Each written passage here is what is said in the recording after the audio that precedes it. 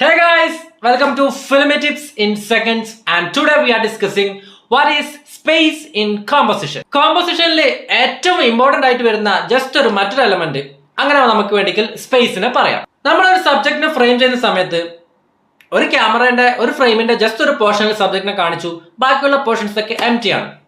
അത്തരത്തിൽ വരുന്ന ആ ഒരു എംപ്റ്റി സ്പേസിന് വരെ ഒരു മീനിങ് അല്ലെങ്കിൽ ഒരു ഇമോഷൻസ് കൺവേ ചെയ്യാൻ വേണ്ടി പറ്റും. ഈ സ്പേസ് എന്ന് പറയുന്നത് രണ്ട് രീതിയിൽ വരാം, positive space and negative space. ഒരു ഫ്രെയിമില് സബ്ജക്റ്റിന് കൊടുക്കുന്ന സ്പേസ്, ആ സ്പേസ് ആണ് ഒരു പോസിറ്റീവ് സ്പേസ് എന്ന് പറയുന്നത്. ആ ഒരു സ്പേസ് ഒഴിച്ചു നിർത്തി കഴിഞ്ഞാൽ ബാക്കിയുള്ള സ്പേസ് ഉണ്ടാവല്ലോ, ആ ഒരു സ്പേസിനാണ് നമ്മൾ നെഗറ്റീവ് സ്പേസ് എന്ന് പറയുന്നത്.